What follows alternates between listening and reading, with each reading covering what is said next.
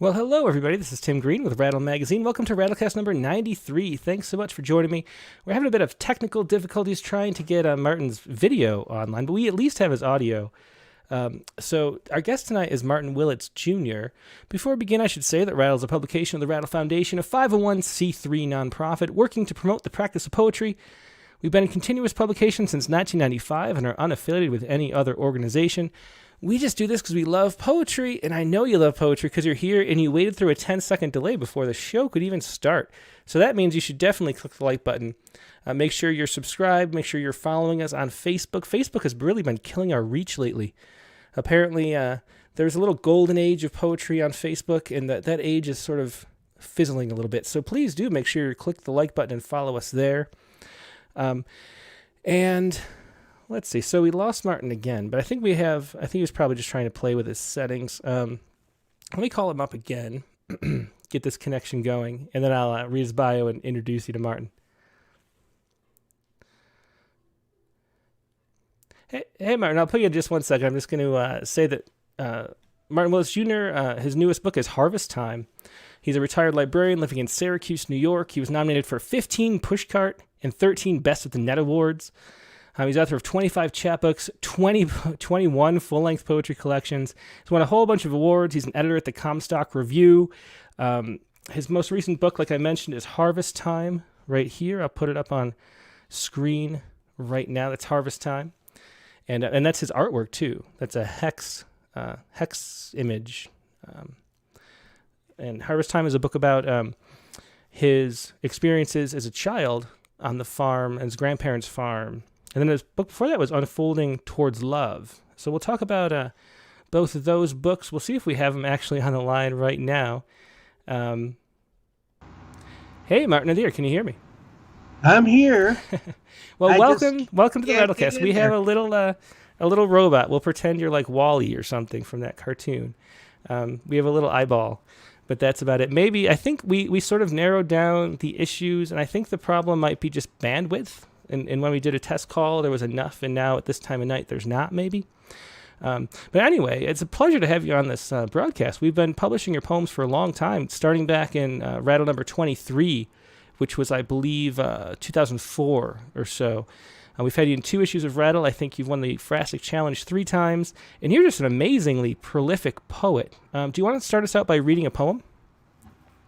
Yes, and I'm sorry that people can't see me.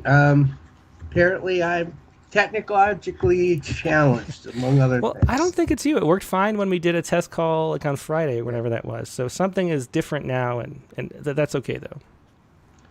Okay, I'm going to start with the first poem from the Harvest Time called Simple Things, which is on page 10. Cows migrate towards a milking pail. They are grandfather's clock for a farmer. Whispers of light show him pulling on his boots, heading out. He opens the gate where he once met his wife, separated by the gate, shutting out temptation. These are all simple things, touching a forbidden hand, pulling fistfuls of milk into a wooden bucket, things any man can understand. Everything else moves too quickly, misunderstood, and mysterious as restless petticoats. Better to bend time to the slowest of minutes. It is simpler that way. Let other people feel the barometer of their hearts. He tends to the deliberate, slow as night, as his wife shakes laundry off the line. This was how he felt when he opened that gate and she slipped through the first time, his hand tumbling into hers. He crowed the morning. That was Simple Things, one of the early poems from Harvest Time. Martin Willitts Jr.'s newest book. I was going to ask you too, Martin, if you would mind reading a Roadside Vegetable Stand, the next poem too, because I felt like that sets up the situation of the book pretty well. Would you mind reading that too? I gotta go back and find it. Okay. Okay. The um, I was doing farming every summer for Mm-hmm. my grandparents that had an Amish, and the other one was Mennonite, and it was down in Lancaster County. And we would set up a roadside vegetable stand. I disliked waiting at the vegetable and fruit stand. Wooden pint baskets, the scales for the nervous, wanting assurance they were not cheated, fruit pinchers making finger bruises, then rejecting the fruit as having marks. The ones who asked, "What is that?" when it was clearly peas still in their shells. I disliked waiting for someone to pull over. Sometimes they would whiz by so fast, their dust never settled. A blur of faces like wanted posters gawking at me. They left their life as gouged markers. I disliked the patience I had to learn. I would rather be slicing the wheat in high heat, the sun boring a hole in the sky like a projector light burning an old movie, than to put up with their arrogance, counting change 5 times to prove I was not cheating them a penny. And if they asked for directions to where they were going, I was tempted to tell them where to go. I knew those words at 10, but I was told my tongue would blister if I took on their wicked ways. Keep it simple. Never make the world more difficult than it is. It was like wrestling with a bull in heat. Never take on more than you can handle. Handle every situation as if it was an egg. When my car would pull over, I would smile like a cow being milked. I mind manners, count loose change, make certain they got extra food, made more than they had bargained for, thanked them kindly, invited them back, snarl when they drove away, checked my tongue to see if it was on fire yet. And that was a roadside vegetable stand from Harvest Time, Martin Willitts Jr.'s newest book of poetry, and it's book number 20, Martin. Um, uh, how long have you been writing poetry, and how did you become so prolific? Like, do you have a process that, like, what? How do you? I mean, I don't know. We haven't had a person on the show yet who's had as many books published as you. How do you confront poetry, and I don't know, how do you become so prolific like you are? That's a long answer, with a lot of parts to it. Um, I started writing and publishing, I think, in 1974. And I think it was 1980 or 83, I walked away from poetry completely. At that point, I had 3 chapbooks, and I had an offer from a major publisher that I walked away from. I had a child at that time, and I wanted to spend all my time with my son. I did not write again into 2001. So all these 20 books that you're talking about were really afterwards, from 2001 into recently. And so what happened is that um, somebody had contacted me for an anthology, for one of those 9/11 anthologies. And the first thing I had in the email was, "Are you the same Martin Willitts Jr., and are you alive?" Well, that'll get you started writing again. Um, so I have a daily habit of writing, and I write and I don't worry about it. I just go on, and write. And sometimes I write 20 or 30 poems in a single day. I don't keep them all. I put them aside, and then I'll look at them later on when I can have some distance. But pretty much I'm done in the first draft. Then I go back and I look at it, and I'm mostly looking at that time to make sure I have all the punctuation right, all the Oh, we lost his audio for a second. You still there, Martin? Yeah, I think that confirms that the issue is Martin's connection, which was fine the other day, but all the people in his neighborhood streaming must be the problem. Hey, Martin, we got you back. Yeah, what happened there? I don't know. I think the connection is just not that strong. But anyway, maybe let's see. I should. Well, the sound quality is better here than it is on the regular phone. So let's just stay on this as long as we can. But yeah, so we were talking about your writing process and how prolific you are. When did you start writing poetry? When was that? Was it on the farm, like back when you were a teenager?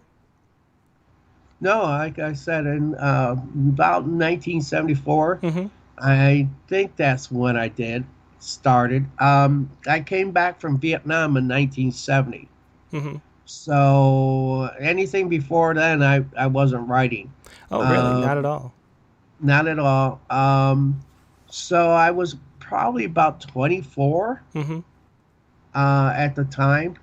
And I came from a typical kind of work background.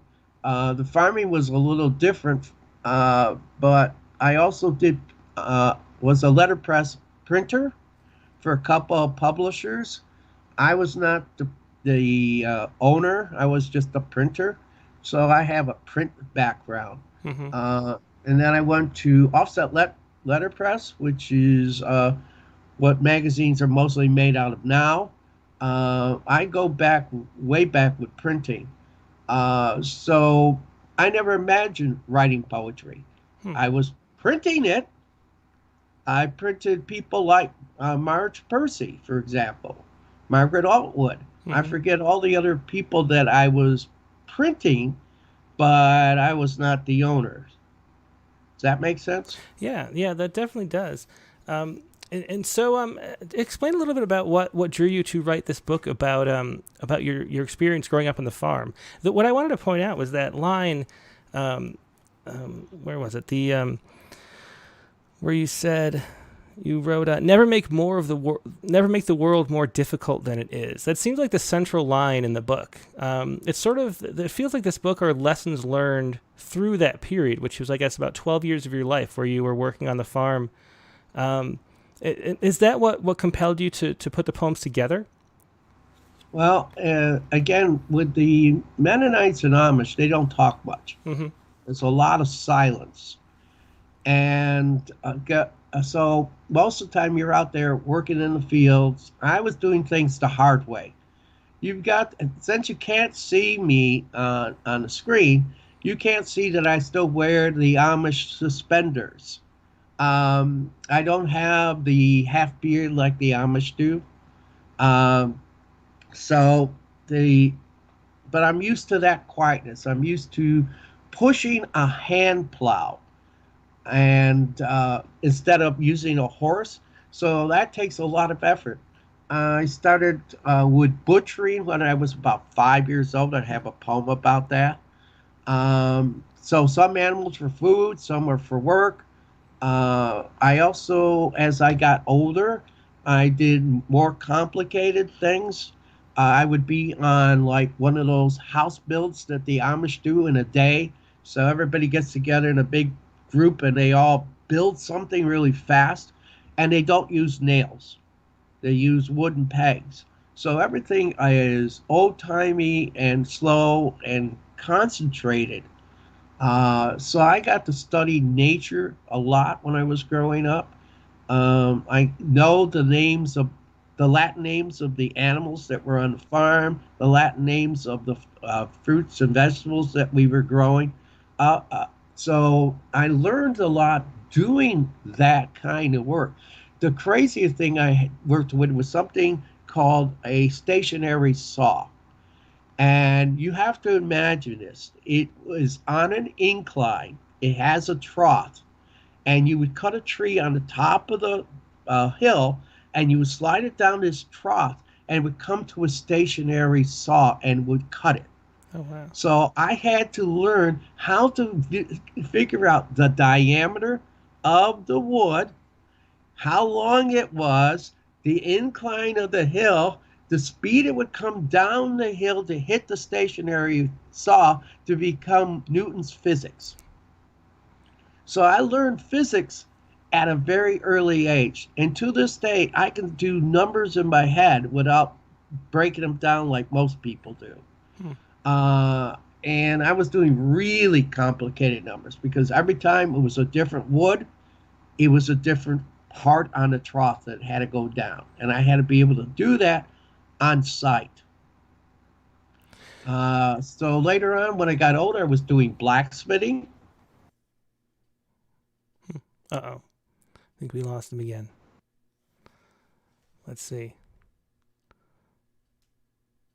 This is the 2 weeks in a row we've had some connection issues. I think I'm going to tell him not to even try video. Actually, you know what I'm going to do is just call over audio. We'll just do audio, and then maybe it won't drop. Hey, Martin. So now I have it set up so that we can only do audio. So I think maybe the calls won't drop. Hopefully that'll work. I was trying something else this time. I don't even see you now.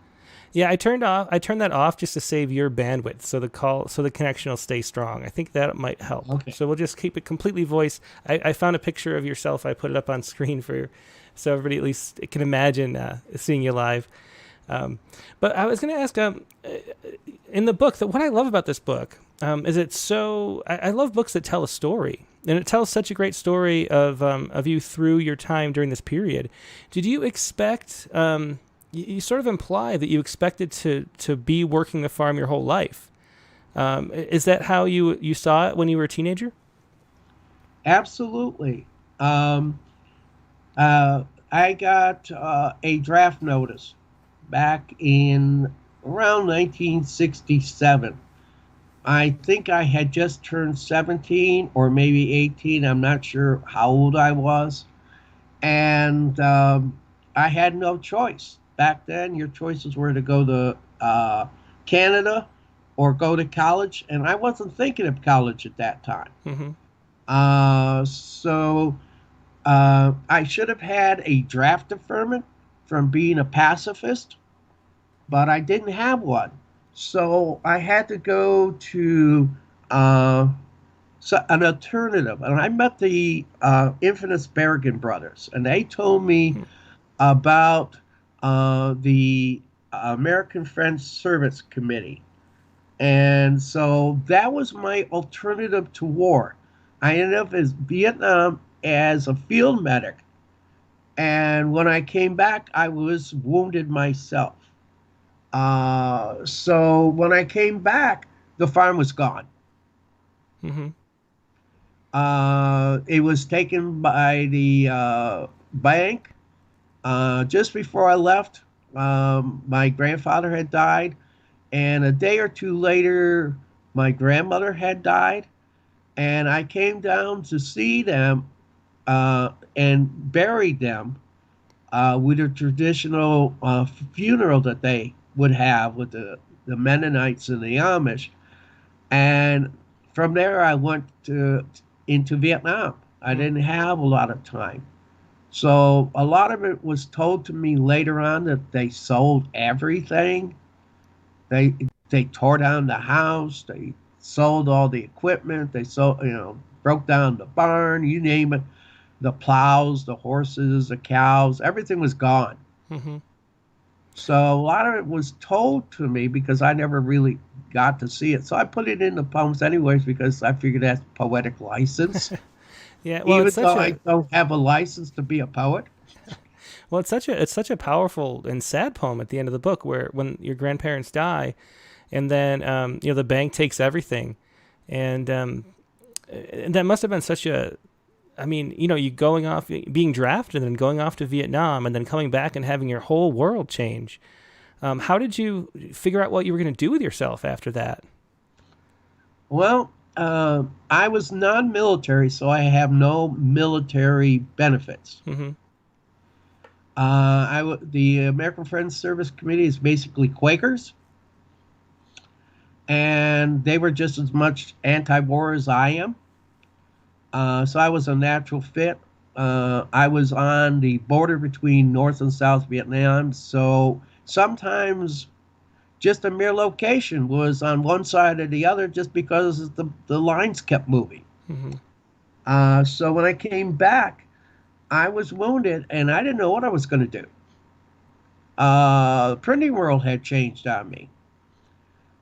Everything had changed. So I ended up going and getting a college degree without knowing if I could even go to college. I didn't know if I was good enough to go to college. I knew I was good at math, but I didn't know if I was good at anything else. Mm-hmm. And so I went. At first, I went to a 2-year college just to find out if I could even handle college. Here I'd been 3 years without any type of school during that time period. So I had fallen behind on everything except probably math. Mm-hmm. And luckily I knew enough botany to get by in botany class because I taught myself the Latin names and how to identify plants, but that only could get me so far. And then I went to get my bachelor's in English. And then later on, I finally went on to Syracuse University. By that time, I had a lot of recognition as somebody really good at math. I was doing statistical reports for all the college professors that were too lazy to do it. So, and that was back when they hand drawed charts. And so I was doing all the math for them, drawing the charts, and then they would publish their academic papers. And I did that at Syracuse University in exchange for free classes. So I never had to pay for a class. Wow. And I was not sure what I wanted to do even at Syracuse University. I eventually have a degree in what's called information studies, which is basically library. And at that time period was when they were starting to come out with computers that you could use. So I had, because I knew electrical flow and I knew math, I got in a project where I was one of the people that worked on the first computers. Oh, wow. With BASIC, Fortran, and COBOL, and DOS shell. Well, I want to ask you more about your work as a librarian later in the show, and read some more poems too. Before we do that, though, because we sort of moved past Vietnam, you mentioned in an email that you were on the burial detail at My Lai.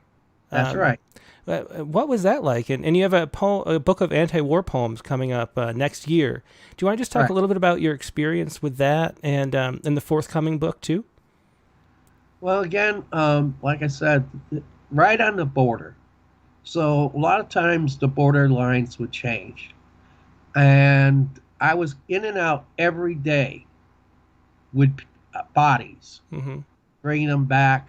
And sometimes I would help out in the operations. Sometimes I would be on the black bag detail. So I saw a lot of death in Vietnam. Saw a lot of maiming and you name it. But luckily, I think it's because I did the farming and butchered that the violence and the bloodshed doesn't bother me. And so I had since we were located near where my late took happened, Mm-hmm. I happened to be on that detail with other people.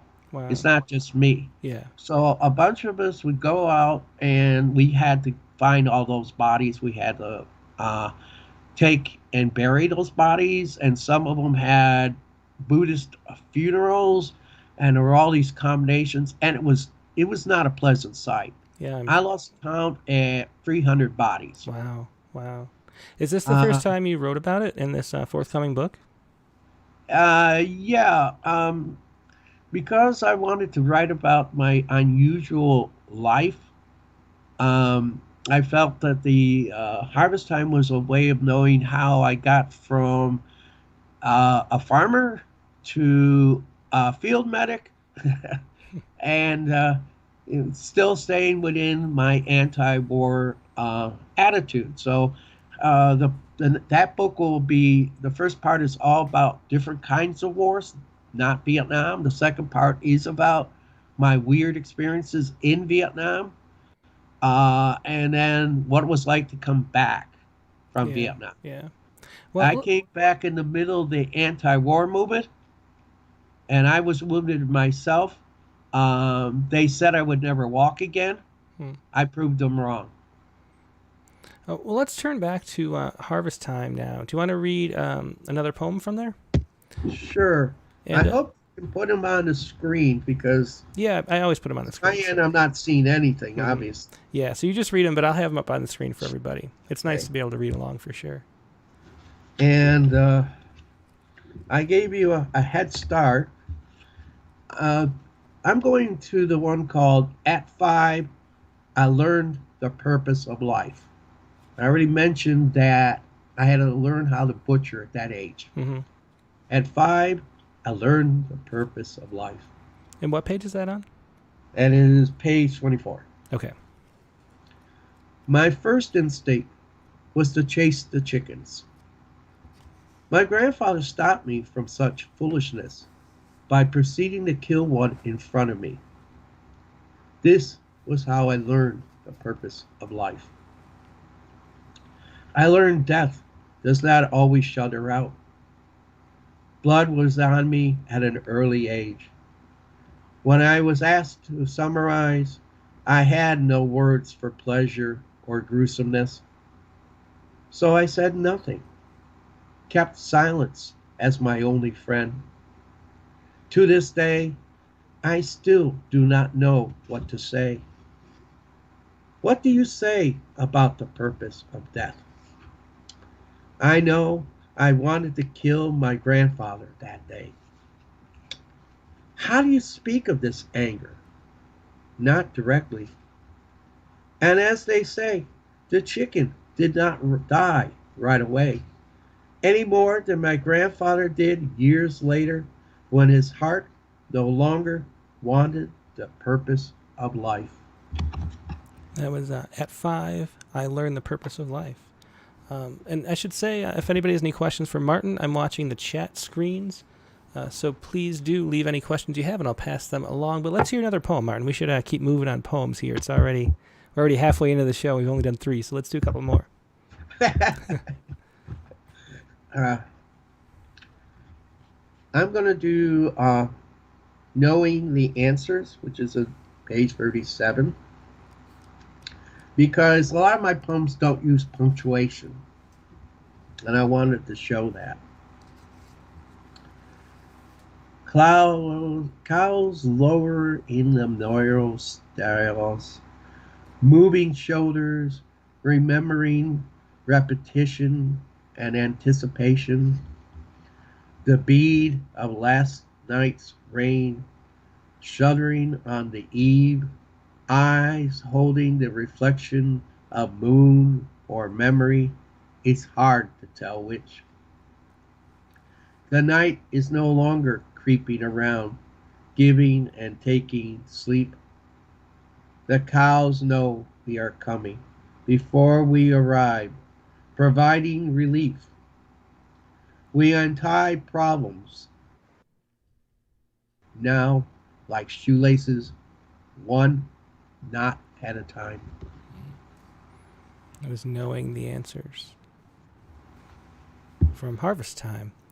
Do you want to do another one? Do you want to do horse training? Okay. Yes. Like I said, some animals were for food and some were for work. But sometimes you would get a hold of an animal that did not want to work.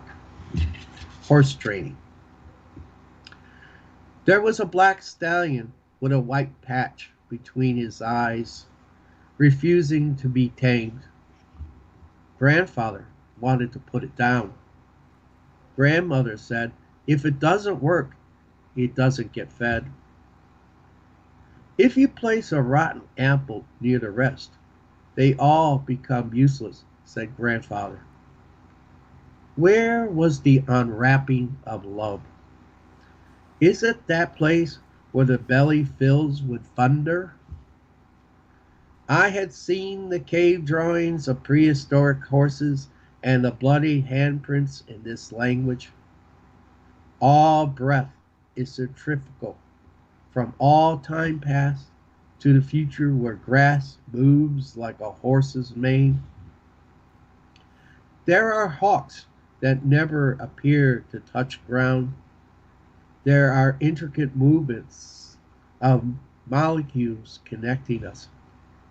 There's a cleft between the hindquarters of reality and moist flowing of muscles of belief.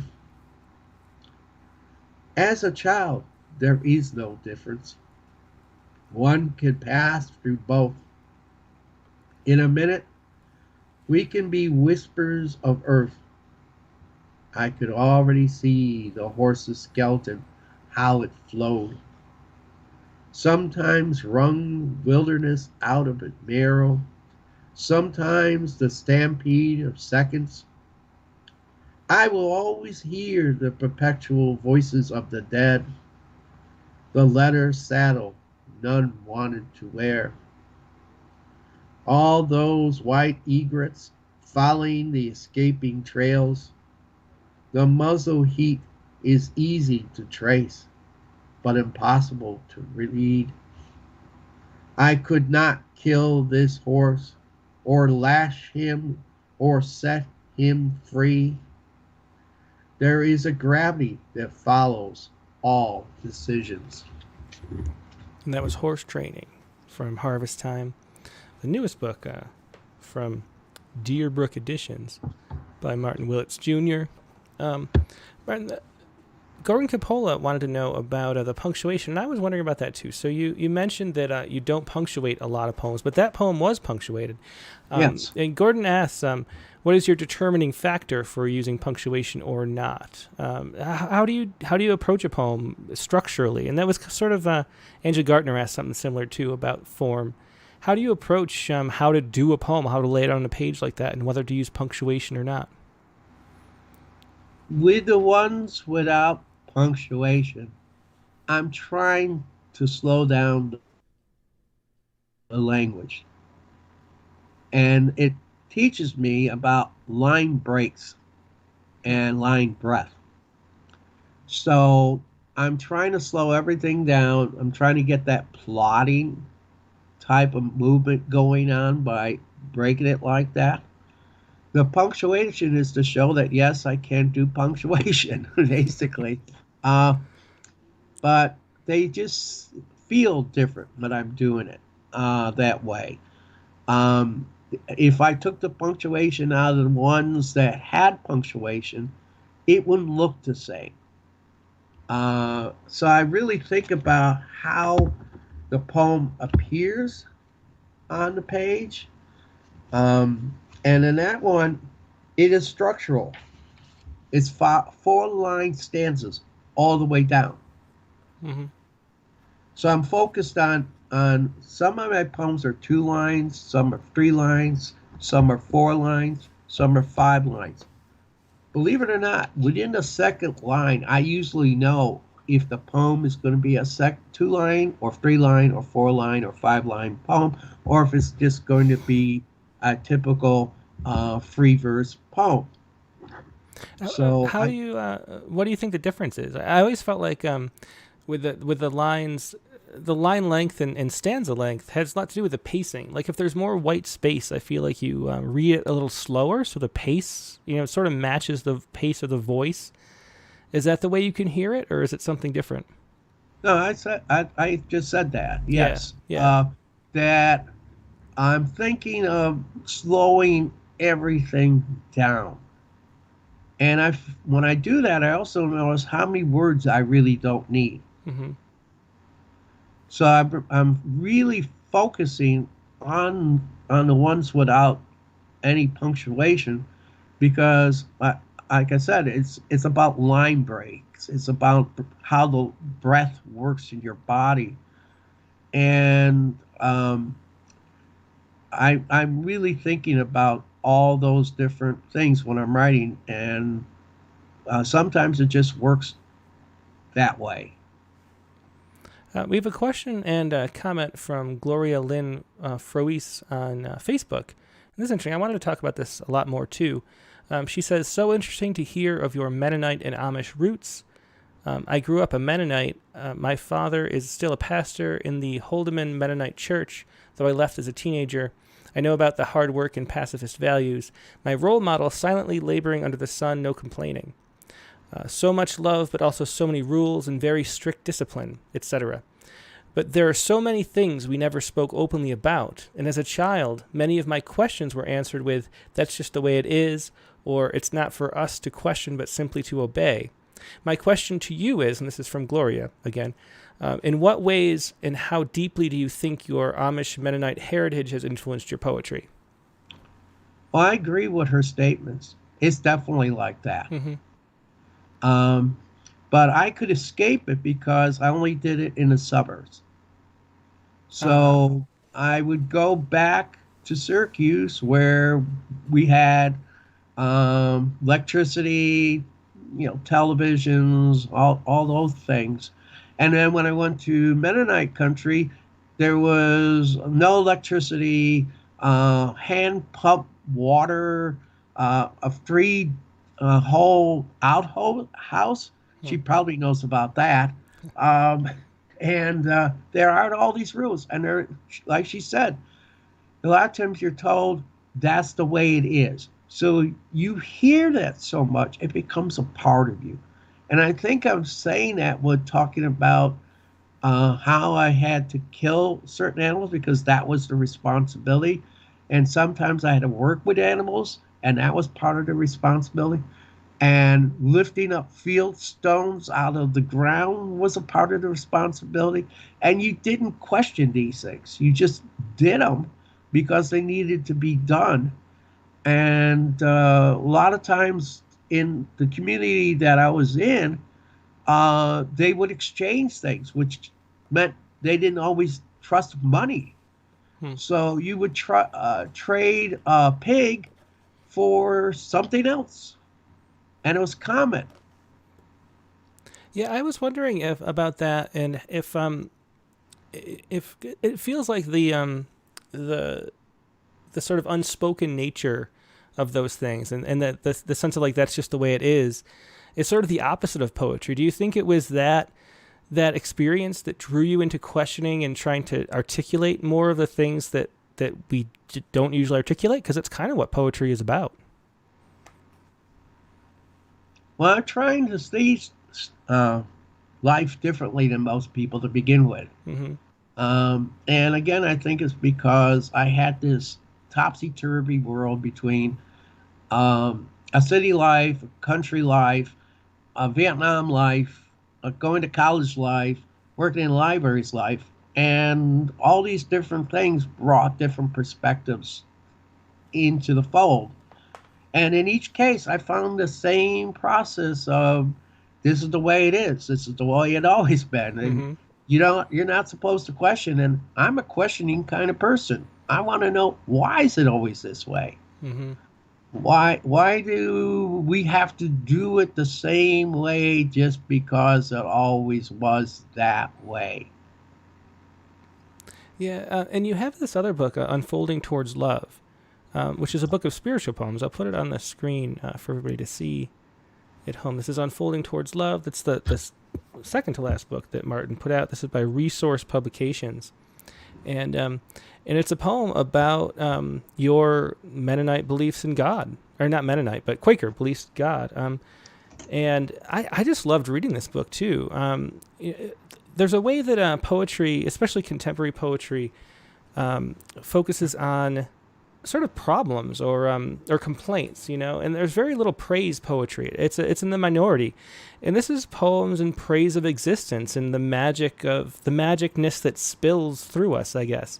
Can you explain a little bit about what your belief is? I mean, I don't know all that much about Quaker beliefs, but I do know that the idea is that God is sort of a light that's in all of us. Can you just talk a little bit about that and what drew you to writing this other book, and then maybe read a couple poems from that? Would be great if you could. In terms of Quakers, Amish, Mennonites, and are basically all very similar. There are some differences, and like other religions, you have some extremists that are very conservative, and some that are very radical. Because I have a questioning nature, Quaker seems to work for me. And again, it's probably because I was in Vietnam and I was working with the Quakers and I heard so much of what they were doing and what they were about. Mm-hmm. So one of the things they do is silent meditation. Well, all three of them do. All three of them do silent meditation. I can go into silence for like several hours in a row. And in the case of Quakers, you're listening for the voice of God. And then you're trying to discern, is it coming from God or is it coming from ego? And some people can do better with that and some struggle with that. Now, in the Quakers, there's the kind that have the total silent worship. And then there's the kind that talk during worship, and that's called vocal ministry. And that's the kind I'm in. Within the Quakers, I'm considered an ecstatic, which means I'm always finding joy in everything. And I'm drawn to the ecstatic poets with a lot of the books that are on my shelf. So this is like the second or third time that I had a book that was totally about what it was like to find the joy and awe in nature. Mm-hmm. And everywhere around you and in everything. Because one of the beliefs is that God is in everything, in everybody, which is why we're against war. If you kill somebody, then you are really doing something against what God, part of God. You're actually killing a part of God. And that might be a little hard for most people to understand. And then we don't use the word God. I've had to use it because I'm trying to explain things. Yeah. We use the word light. So light and God are interchangeable. And, it's right there in Genesis, let there be light. Mm-hmm. We also think that we call it the spirit. We call it a number of different things, but mostly the light. So you will see me using a capital L for light. And that's because I'm really referring back to what we call God. Yeah, I love that too, because light is energy without mass, and that's kind of what God would be, right? It would be like a massless, force or a massless energy in the universe that animates things, and that's exactly what light does. And the thing with Quakers is that we don't convert. Mm-hmm. We're not about converting anybody. So you either join because you are interested, and then you become a member because you want to be a part of it. Mm-hmm. I'm not going to stand in a corner somewhere and tell you that you're wrong, regardless of your own religious belief or if you have no religious belief. I'm not going to tell you that you're wrong. I'm not going to do that. It's not part of what we do. So we try to do by example. Quakers and have been against a lot of things over time.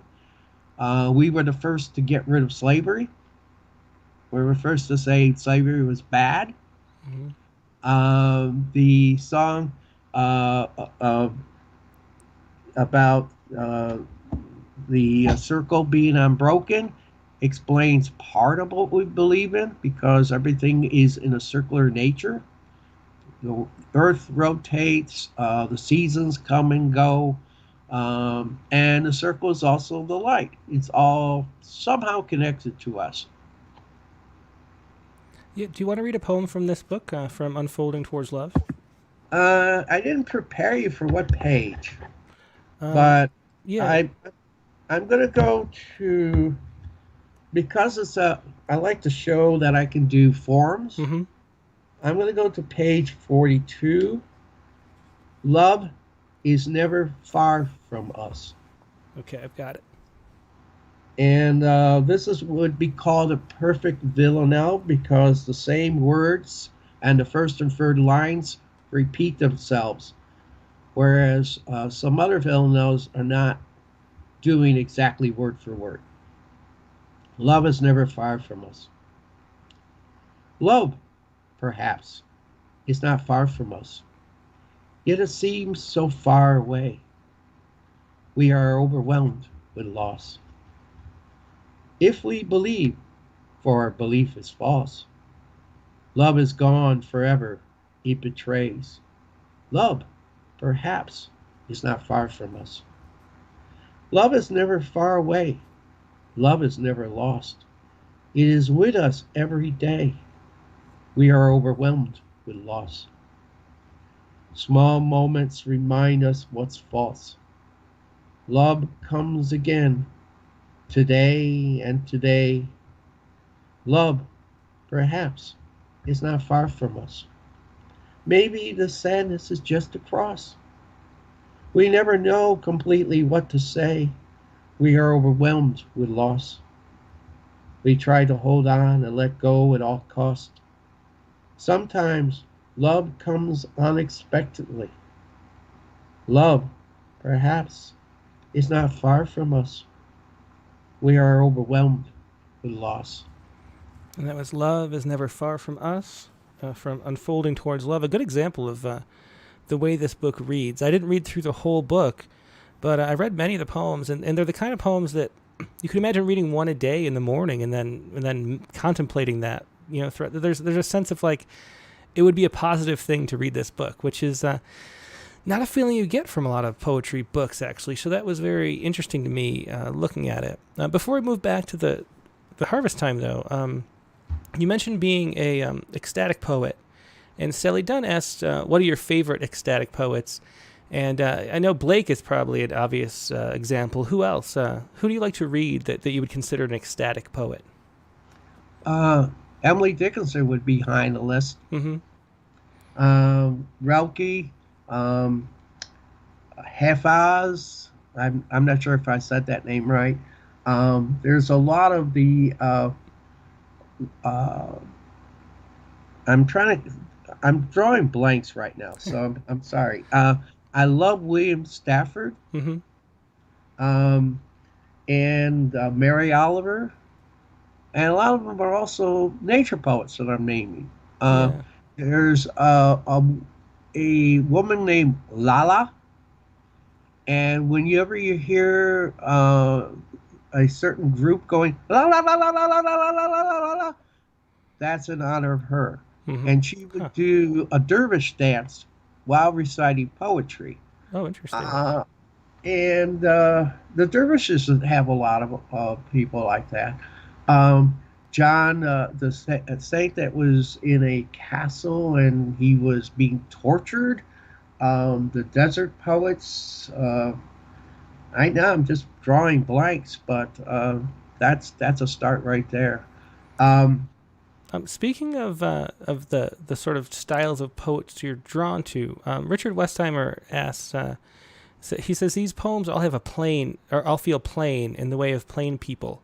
When you read other poets' work, are you attracted to poets with a similar voice, or find inspiration in noisier, busier work? Because that is your poems cut right to the bone and right to the heart of the story. You already mentioned how you take out words that aren't necessary.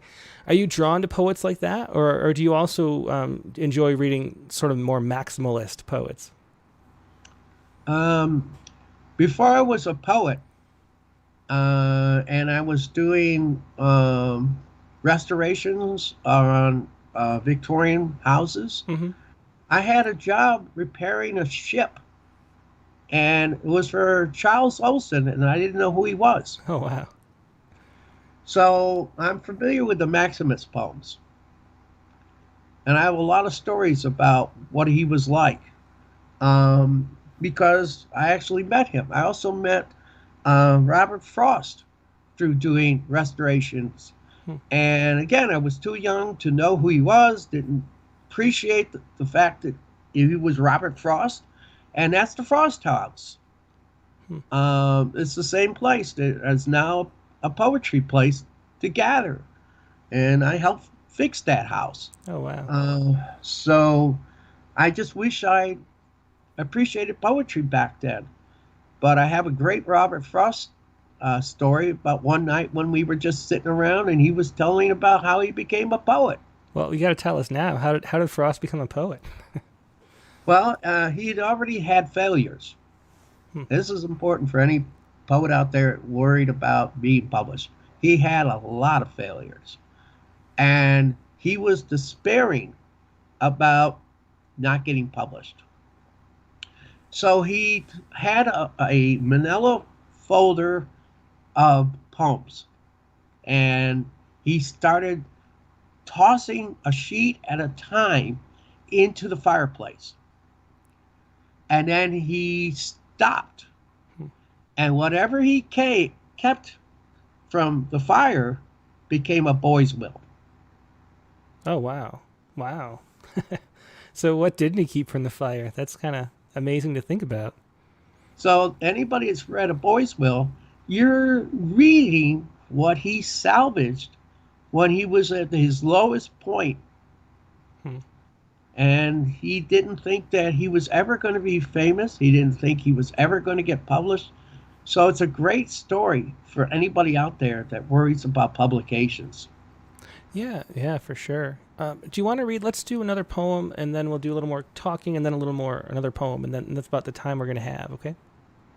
Where do you want me to read from? The other book, or whichever you'd prefer. It's completely up to you. Well, I'll go back to the Unfolding Towards Love. Okay. Because this is I'm going to cheat and tell you where the title comes from. It's on page 50. It's called Presence. That's another word for God for us. Mm-hmm.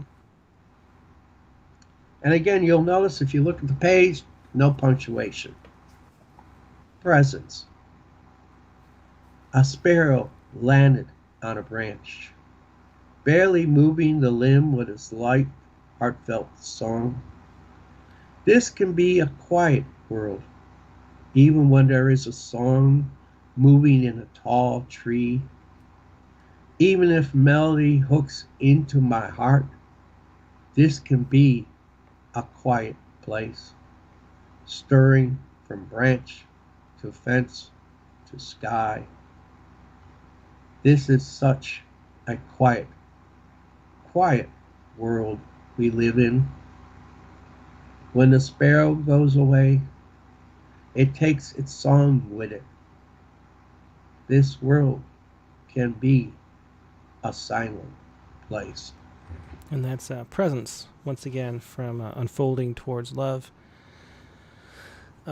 We mentioned a little bit that you worked primarily as a librarian, in addition to doing book restoration and letterpress and offset printing. What has your experience been as a librarian like, and how has that affected your poetry? And also, how has librarians' work changed over the years? It seems like it's changed so much. Just the uses. In a way, the library is the last functional like public space that we have. Really, you go to the county court, or you can go to jail, or you can go to the library, and that's kind of the only, maybe parks too, but there aren't that many public places where we gather and do things in one space anymore. And that role has become so important for a lot of people, especially with the internet and having connection to it. So just what was your experience like being a librarian? And can you talk a little bit about that? When I first went into Syracuse University, it was still called library school. And over time, it became known as information studies. That's my master's degree. Mm-hmm. And there were no computers. Everything was book. And it changed because there was the internet. And back then, the internet was only intended to be like maybe 8 to 10 computers that would help out with science to make things scientifically faster. There was no intention to having a computer that everybody recognizes now.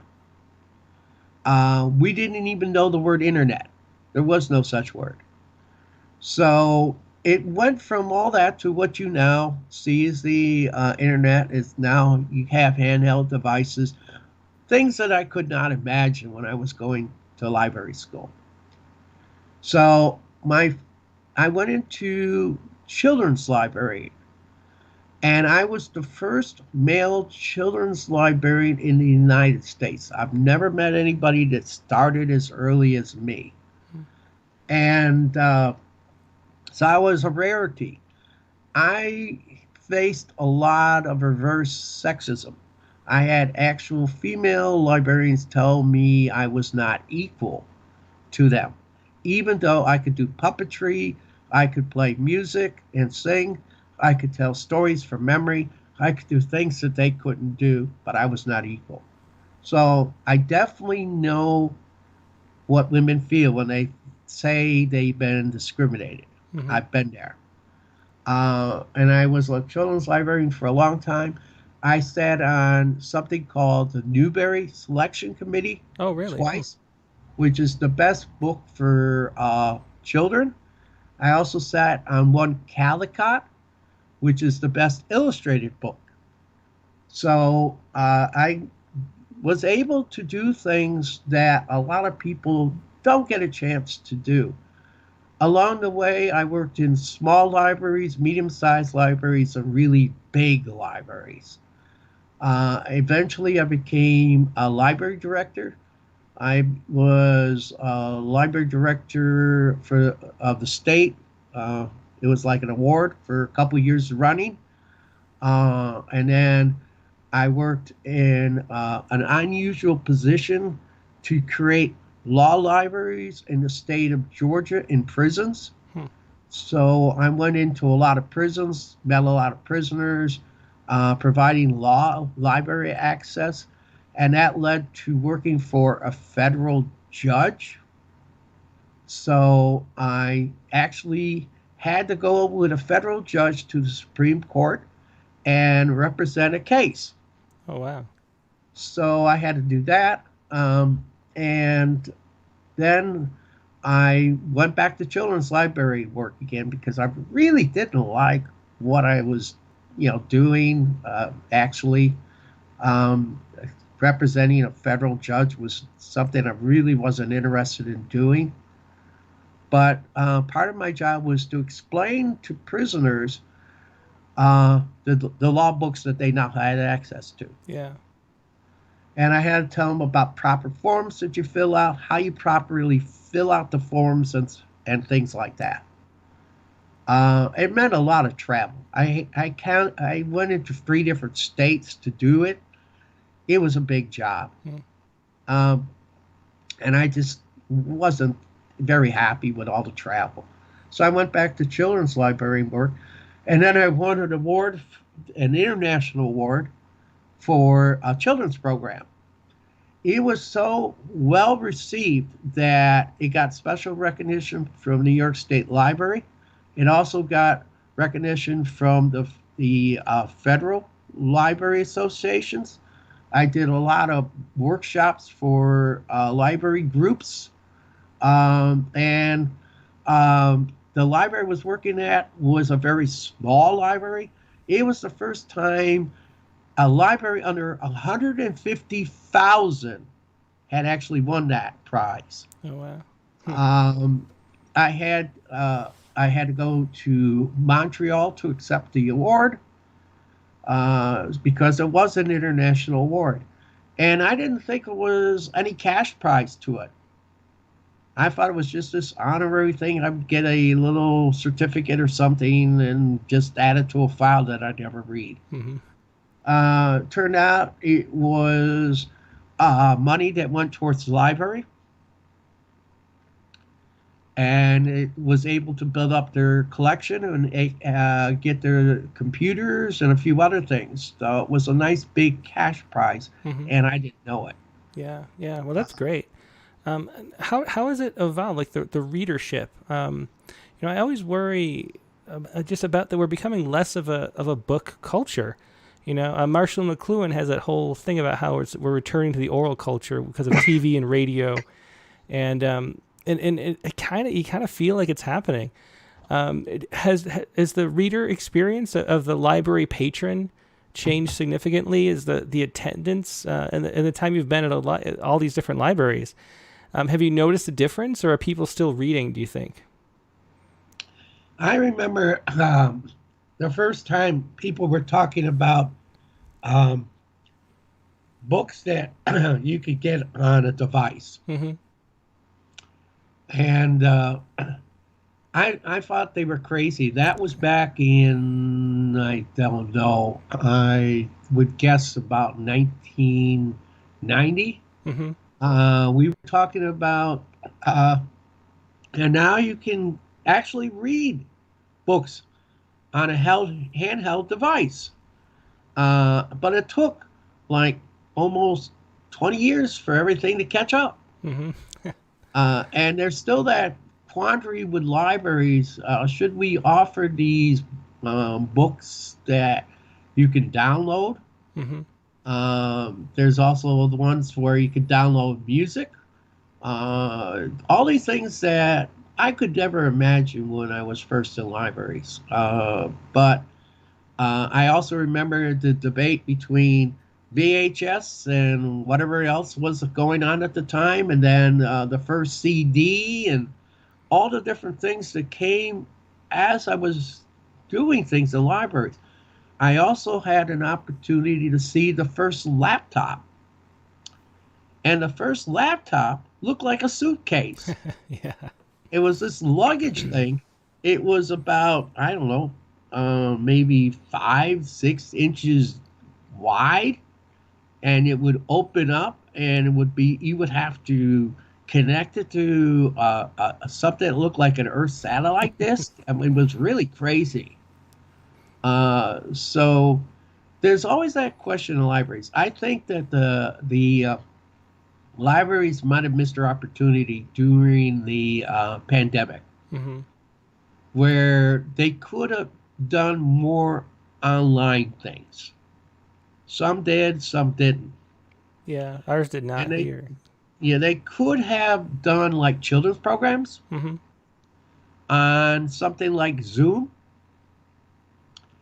or they could have done adult programs on Zoom. Now I'm about 20 minutes away from a library that has been doing Zoom programs during the pandemic, but there were a lot of libraries within 5 minutes of me that didn't. Hmm. So I think a lot of libraries missed out on that opportunity. They could have been reading books to somebody. Yeah. And it would have been, you would have seen somebody actually turning a book or something. Mm-hmm. And I don't know if libraries are going to really recover exactly the same way. Where I'm at, the libraries are still not open. Hmm. So they've been closed now for a year and a half or more. You're going to have problems. You're going to have books that weren't returned. You're going to have patrons that have gone on to different things. They might have found, oh, we can now get books that we can put in a cassette or CD in our car and drive around and listen to it instead of going to the library. We can download things Mm-hmm. onto some other kind of device and read it at our leisure. Things that I just don't think they were thinking about that they could be really doing. They also could have been doing things like mindfulness, Mm-hmm. Yeah. things to make people feel better during the pandemic because so many people were having mental anguish. I was reading so much of it on Facebook. I started putting on little things about feeling better and how to feel better because I could hear it and read it in what was going on Facebook, and I know that if I'm reading a small sample, it's got to be worse than I can imagine. And I'm only doing a small little thing to make people feel better. Mm-hmm. Yeah, well, libraries just seem like such important places. Like I said, it's like the only community center that we still have. So hopefully they find a way to exist and continue and thrive in that little niche that they have because there's not much. We don't even go to the mall anymore. I mean, the malls are dead. There's just nothing that brings people together in one place, let alone a great place like a library. We're pretty much coming up on time. Do you want to read two last poems just to get two more in? Okay. Whichever two you'd like to finish up on. Well, I'm gonna go back to, and I don't know how much time because I'm also not seeing the clock very well. Yeah, it's all right. Um, We have enough time for two poems. I want to do listening to a hand loom, which is actually a two-page poem, Mm-hmm. but because it talks about what the process was really like to be slow and how I had to do things that were very different. Normally, men don't use a hand loom in Amish and Mennonite world. I did, and that's very unusual. So it's called listening to a hand loom. Wool speaks of being sheared and carded. I coaxed it from the sheep that dogs had barked into a pen. I sharpened the clippers on a whetstone, grinding into flint strike spark appeared. I gathered pokeweed berries, boiled them into a dye, let it dry. Later, I'd spin the wool on a spindle into a spool of color, dark blue thread for the longitudinal wrap held still in a handloom's frame. The filling yarn was the woof, guided by a shuttle, waving in and out like a guided hummingbird between those threads. That shedding portion where the material creates space for the shuttle to slip through. This motion of lifting and tightening happens automatically with the heddle frame. The loom would tell the story of labor and patience by doing work the old way. The loom taught me specialized language. It wove the story of sacrifice of the sheep giving wool and me laying low on a hillside with a single bolt rifle protecting them from predators. I still hear the grass wet against my face, a bead of sweat as it trickles down into my sighted eye, and a wolf's tail twitch, shuttle, shift, pop. The thread as thin as a spider's web, weaving stories, this work of hands, patterns zipping through threads of time. I never talked during any of this work. I needed concentration to listen. Be careful. Don't miss a stitch.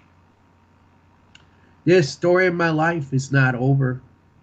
The snap pull of the loom makes the thread of light begin and end each day.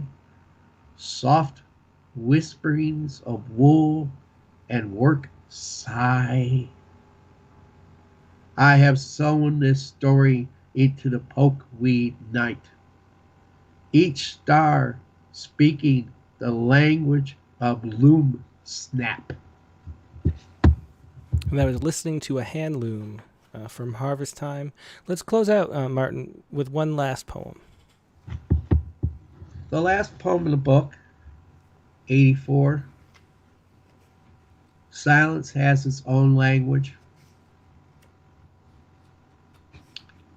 There are days when I'm still 10, following grandfather out the back door into the prayer of stars. There are several ways to know silence. Fishing forever without a bite, your heart moving with a spring steam defrosting, or mucking the barn, rake scratching wooden floors and straw, or cat swishing its tail before striking, or garden rod opening. Grandfather barely spoke all summer. No need to talk. Words were wasted when silent commands and nods worked well.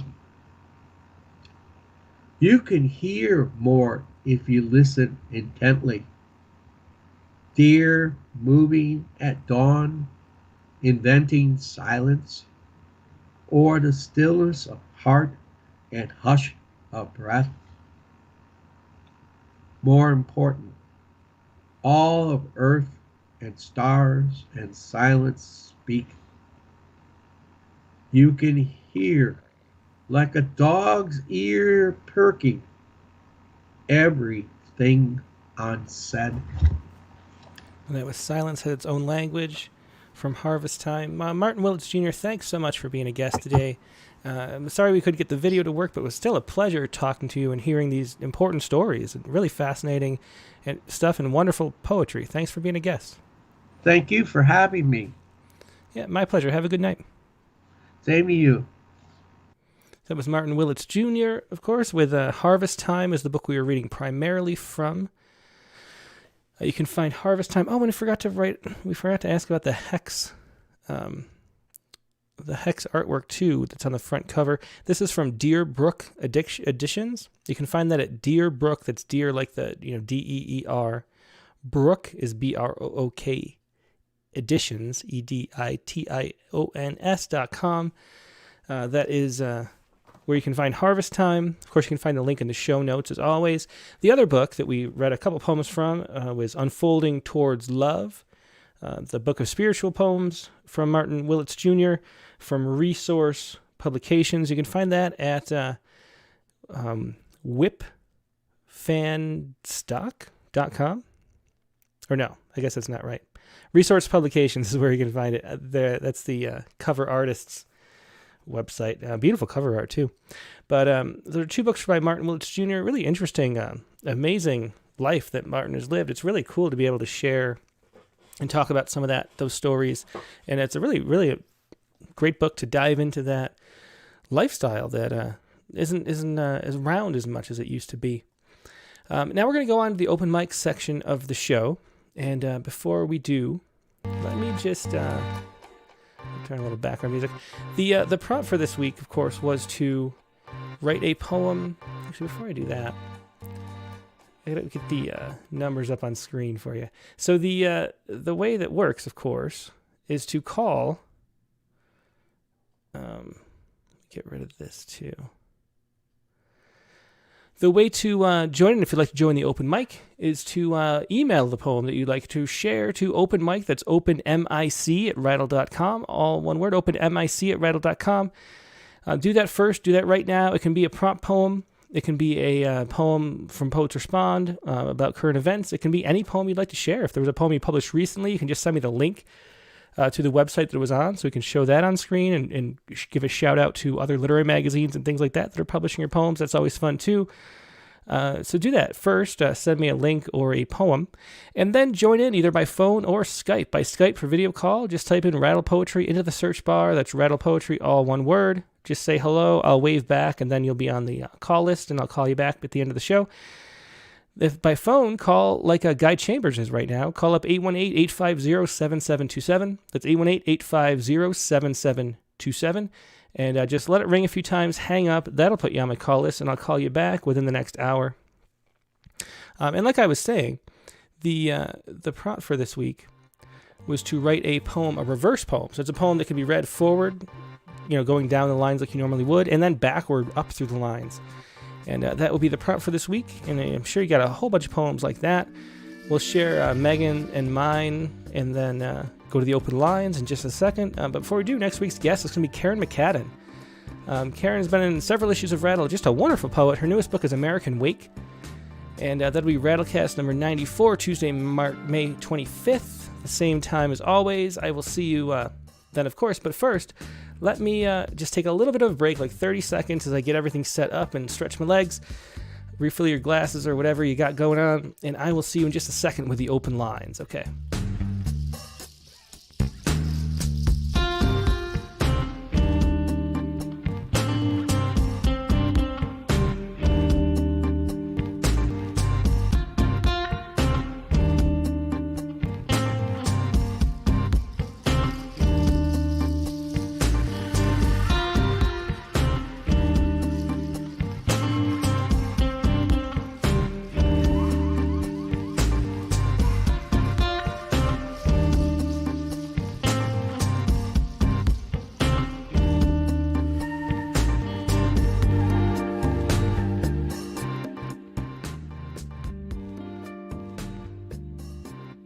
And I'm back. Thanks so much for giving me a moment to stand up and also get things set up with all these other windows over here.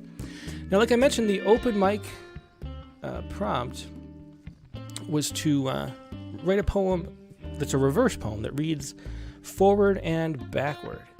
And how you do, let's see. So what I decided to do, there was a prompt. I looked back through old prompts I didn't actually finish.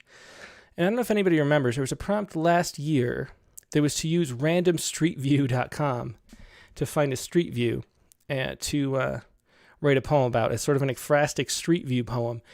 And when I did that, I always give myself like a half an hour, maybe an hour if I'm lucky, before the show to write a poem. And with this one, I just got so fascinated by this image and trying to figure out what's going on here that I took up all my time and only wrote some notes to a poem. And this was the street view. This is Berlin, and this is Tasdorfer Street. And we see all these, and there's this blur, you can't see if you're just listening. It's sort of an industrial neighborhood. There's some kind of warehouse, garage. There's, some people, some businesses, some boarded up windows and things. And then one of the buildings is blurred out. And I took 15 minutes to figure out what that building was. I looked at the different maps and looked up addresses for different places. And it turns out that the building is the Urban Mojo B&B, a bed and breakfast in Berlin. And it's a beautiful looking place. You can see pictures on the internet. It's got this must have been before the pandemic, because I wasn't worried about how it would go, how the business was thriving during the pandemic. It must have been over a year ago. But and so why is that building blurred out? I don't know. And so I decided to try to write a poem that was sort of like a tourist brochure. That was my plan, but I didn't actually end up doing it. I just wrote a couple lines down. So I finished that and made it my reverse poem for the week. And here is my reverse poem. This is Rolling Over at the Urban Mojo B&B. A fern fireworks its way through the steel grate of the parking garage next door as you arrive, and the mechanics at the chop shop will turn to greet you. All the windows boarded and barred on Tasdorfer Street, displaying the finest local art. Every room features a view, its central exhibit, like the nature of rust. A train traverses the bridge twice a day, near the blurred blob. Now you're home. Enjoy your stay. Enjoy your stay. Now you're home near the blurred blob. Twice a day a train traverses the bridge like the nature of rust. Its central exhibit. Every room features a view displaying the finest local art on Tasdorfer Street. Board or barded. All the windows will turn to greet you, and the mechanics at the chop shop next door. As you arrive, the steel grate of the parking garage works its way through a fern fire. And that is my ekphrastic Google Street View reversal poem for this week. And this was what Megan came up with. Of course, as always, hers is better than mine because that's the nature of marriage. And this is untitled. And now Megan didn't want to actually write out the reversal. So we'll see. I'm curious what y'all did. She just wants me to read it down and then read it back up. So that's what I'm going to do here. This is Megan's poem. It's untitled. And here it is. This is untitled. The mosquitoes come out when the twilight is soft as cream. The hammock sways, missing the weight of us. All over the forest, there are songs we don't understand. We hum what we remember. In the hollow of our bones, we find what every night knows. In the dark heart of the world, something moves. Something moves in the dark heart of the world. We find what every night knows in the hollow of our bones. We hum what we remember, we don't understand. There are songs all over the forest, missing the weight of us. The hammock sways when the twilight is soft as cream. The mosquitoes come out. That was Megan's reversal poem, untitled. Now let's see what you have, and let's jump on the open lines. First in line today, let's see, was Angela Garner. Let's see what Angela has for us. I'm going to have to shuffle around the screens here. Hey, Angela, how are you doing? Doing? I'm doing great. Let me try to get you on screen because everything is a little... There you go. Because I had to change everything to get just a picture of Martin up. I don't know if it's my connection, but it keeps you keep going out for some reason. I have to keep it's really weird. So hopefully the connection will be okay. Yeah, I don't know. I'll have to look back at it later. Everything is fine. Everything looks totally normal on my end. And my video connection is good, and the bandwidth is great from my, house. So I don't know what's going on. It just must be me. No worries. Well, it was in last week too with Michael Mark. He was dropping out sometimes, which we're 93 episodes in, and that's the second time it's happened, and twice in a row. It's kind of actually a couple episodes have done that, but not many. So what did you have that you wanted to share? Okay, and I know it's not a prompt poem. It's actually a prompt from last week, because I couldn't do the reversal, and I'm like, well, I just want to share what I did last week because I was able to share, and it is Robert Frost, which is funny because he brought that up. So yeah, that's perfect. That was a crazy story I had no idea. I never heard that before. Yeah, it was a good, he was really good. So I appreciate you guys. You always having these awesome Rattlecasts because it's good inspiration for us all. So yeah, it's fun to meet these people. We've published his poems for 15 years that I've been here, and it's cool to meet people every week. So this was Make My Own Way, response to The Road Not Taken. That was a prompt from, I don't know how many weeks ago, but several weeks ago. It was last week actually. So oh, was it last week? Yeah. Okay. And I should have done it. Oh, that's right, because we had one prompt 2 months ago or so that was The Road More Taken or something like that, remember? Okay, so this was the response to a famous poem prompt. Okay. Yeah, and it's kind of, I wish I would have did a different title, but anyway, I won't take up too much time. The Road Taken, I basically did, I started thinking about a map, because the road kind of veers off in two pathways and road less traveled. But I just felt I make kind of my own road map. So all through my life, it's my own, I go my own way. So. Oh, yeah, yeah, go ahead. I'm just waiting for you to read it. Oh, sorry. That's okay. Oh, go ahead.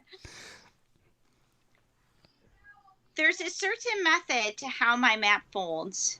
The others who have tried to follow the roads, they don't see my twists and turns and how the green mountain curves. The lines on the drawing for them are blurred. The sketch is filled with colorful scenery. I hold it up to look at my favorite memories. The images of people who I love are pinned. It shows the heights of hills I've climbed. The legend displays my trip's longevity. I know it doesn't matter how I travel the route or how my passage weaves through the brush. I just don't want to be in a mindless commute. My place in the world comes from my own pursuits. The journey is done when I reach the highest elevation. Oh, that was great. Thanks so much for sharing that, Angela. And I'm so glad that your route led you here where we could be on the Rattlecast. Exactly. It's because of COVID. Like, I really expanded poetry, and poetry, like, I mean, I'm just so happy that I am able to be part of this community, because I mean, without the virtual world, I wouldn't be able to be out there with you're in California, so it's great to have this. It's great that you do this every week. So Yeah, anyway, it is. Well, thank you for joining us every week, Angela. I appreciate it. I appreciate you. Thank you. Have a great week or night. Yeah, Bye. you too. Bye. Bye. It's Angela Gardner with Make My Own Way, a response to The Road Not Taken. Let's see. Next up, we will go to Gordon Capola. I will find Gordon's poem here. Hey, Gordon, how you doing today? I'm doing great, Tim. I'm having some issues with YouTube myself. It's gone out on me. In fact, it's out right now, but apparently it's working somewhere in the world, so I don't know what the deal is. Oh, that's interesting. Let me, error. Yeah, I got some playback error. I don't know. For a while I could just hit like refresh and it would do it, but now it's just like frozen. Yeah, well, it must be a YouTube problem. So what I'll have to do is, the whole show's recording locally, and it's on Facebook too. So if anybody, well, I can't tell anybody if you ever, don't get the show. Let's see, it's streaming fine on Facebook. Let me check Twitter really quick just to let everybody know. Yeah, it's streaming fine on Twitter too. So you can always go to Facebook or Twitter to find the show, or the other two of the three, if one's not working. Yeah, you're back now. Yeah, that's strange. It's nothing that I did. Maybe there's just internet connections all over the place. Actually, there's a solar storm that's headed this way. There's some sunspots and things. Maybe that has to do with it. I don't know. Let's see. So it's and Nivedita says it's fine in India. I'm going to refresh this page and see if. Yeah, thanks for letting me know. This is a strange night for the connection. Everything looks totally fine for me. Let's see. Yeah. Okay. So I don't know. There was an error message, but now it's back. Strange. Well, anyway, let's just keep going, Gordon. And if it didn't actually record a lot of the show, I'll just upload the whole video because it's all recorded locally here. So what do you have? You have a verse poem too, right? I do. Yes. So this is called "I Could Take a Nap." Okay. Or rise to fight another battle, or research lawn fertilizers, or wipe off a year of dust, or volunteer my time, or call my brother, or plan some goals, or nibble, or walk, or mock, or quibble, or pwn some trolls, or curse my mother, or mourn my wasted prime, or whine about the unjust, or boycott woke advertisers, or rhyme a rant I'll send to Rattle. And then the more uplifting version, not that Rattle isn't uplifting, I could take a nap, or rhyme a rant I'll send to Rattle, or boycott woke advertisers, or whine about the unjust, or mourn my wasted prime, or curse my mother, or pwn some trolls, or quibble, or mock, or walk, or nibble, or plan some goals, or call my brother, or volunteer my time, or wipe off a year of dust, or research lawn fertilizers, or rise to fight another battle. That is excellent. Thanks, Gordon. That was a clever idea to do it that way, where it goes increasingly worse one way and better the other. I like that. Thank you. Yeah, thanks. Have a good night. You too, Tim. I also love the pawning some trolls. I haven't seen I would say pune some trolls. I don't know. Let's see. Let's go to Nivedita and see if She has a small prompt poem, and we'll see if the connection's been working in India the whole time. I wonder if maybe there's like a server down somewhere that maybe was messing with Martin's and the stream. Hey, Nivedita, how are you doing today? Hey, Tim, I'm doing great, thank you. How about you? I'm doing great. And how has the stream been for you in India? Has it been on the whole time? Yes, I've not had any issues so far. I think there's probably some. Fine. Yeah, there's probably some like issue somewhere in the U.S. Probably the Northeast or something that's knocking it off for some people. Interesting. I'll have to look back and see if it recorded the whole thing or not. But what do you have to share with us today? It's a reverse poem or a palindrome poem, as the case may be. For a change, I'd already had one written, so I didn't have to scurry in at the last minute to write this. So this was actually published in one of the local online magazines here called Glowmag, and so I just decided to use that here because it makes sense that way. Excellent. Yeah, let's go ahead and read it. Okay, thank you. How the curious see the world. I know not how others see things in this world. To me, it's all relative as we move from alpha to omega into the supernova of ideas, past the black holes shrouded in obscurity, through the dust storms raging for all eternity. We crawl ever so slowly, hoping to find the solution, creating even more questions. Creating even more questions, hoping to find the solution, we crawl ever so slowly through the dust storms raging for all eternity, past the black holes shrouded in obscurity, into the supernova of ideas. From alpha to omega, as we move, to me, it's all relative. How others see things in this world, I know not. Excellent. I love that. Thanks so much for sharing it, Nivi. Thank you, Tim. It's lovely talking to you. Hope the issue gets fixed soon for all you guys out there. I hope so too. But if anybody missed anything, it'll be on YouTube or later, or Facebook or whatever, wherever you want to look at it. Facebook is also still fine. Yeah. Okay, perfect. Well, thanks for letting me know, and thanks for sharing that poem, Nivi. I loved it. Thank you, Tim. Bye-bye. Bye.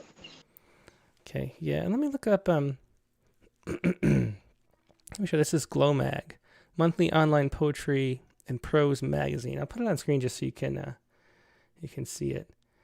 Glowmag, Glomag. Okay. Let's go to another caller. Let's go to let's call back that Guy Chambers up. See what Guy has for us.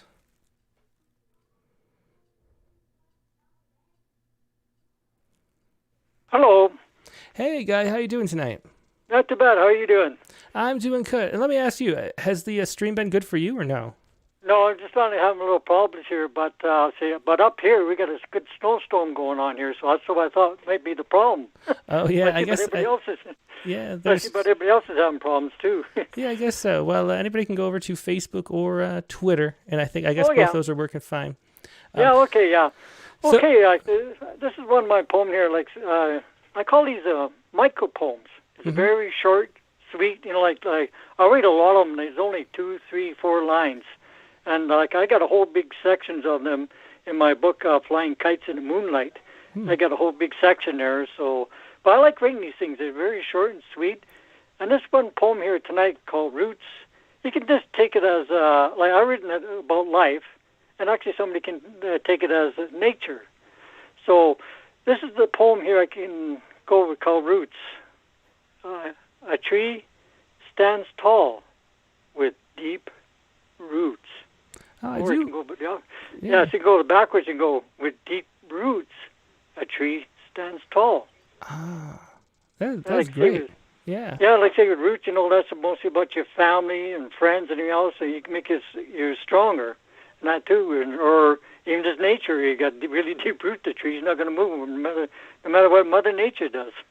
Yeah, for sure. I love that. That was great. Thanks for sharing that, Guy. Yeah, I like writing poems like I got a bunch of those on YouTube under Guy Chambers poetry. I got a whole bunch of them, like open mic stuff and all that too. Oh, very cool. Well, everybody definitely have to check that out. Guy Chambers on YouTube. Yeah, for sure. Okay, then. I sure appreciate it. I sure had some good stories here tonight with Martin here. I really enjoyed the night. Yeah, they were. Thanks so much. I'm glad you enjoyed it, Guy. Okay, thanks a lot. Yep, good night. Have a good day. Yeah, Bye. and stay dry in that snowstorm. Yeah, okay, bye. Okay. Yeah, man. What is it? It's November. No, I mean, not November. What am I saying? May 18th. Let's see. Next up, we will call. Yeah, so Richard says he had to jump over to Facebook, but let's talk to Richard. Hey, Tim. Hey, Richard, how you doing tonight? Good.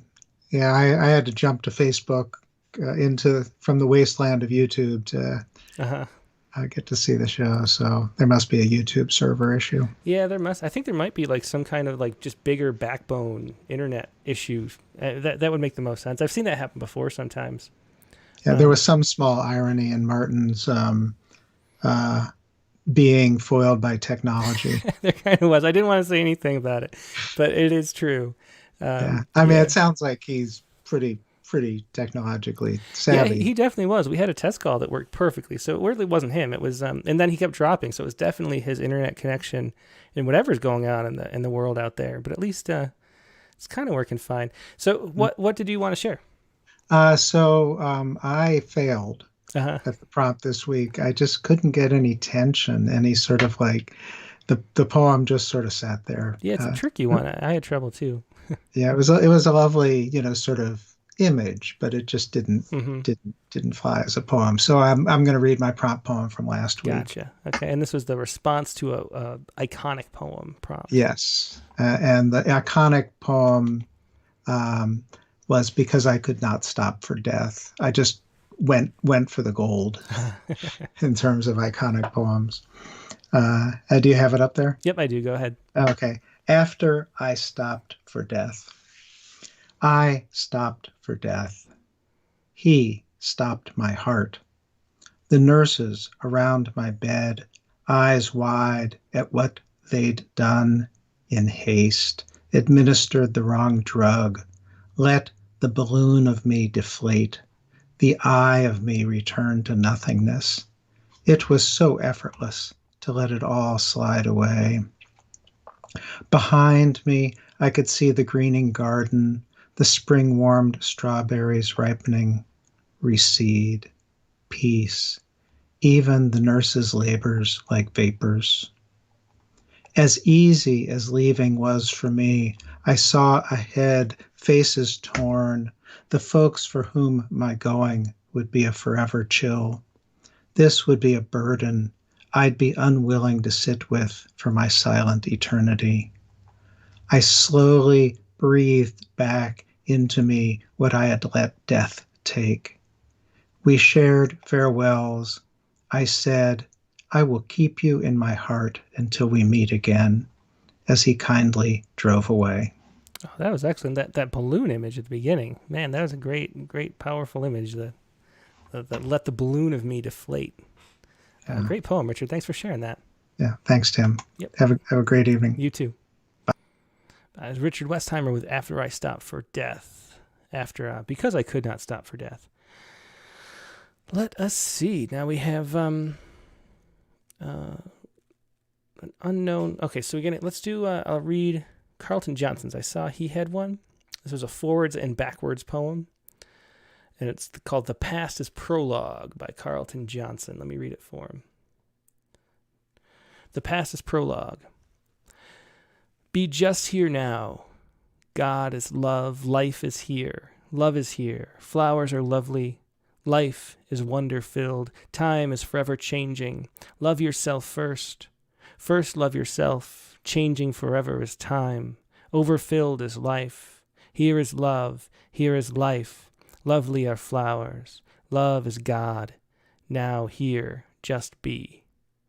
Excellent. A great poem. Thanks for sharing that. The reversal really comes out, the different way it sounds the second time through.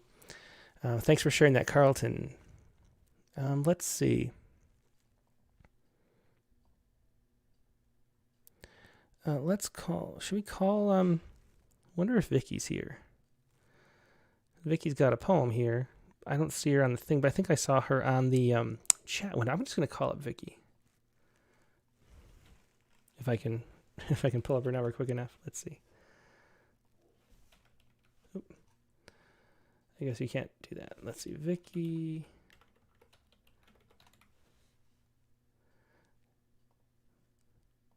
Let's call it Vicky.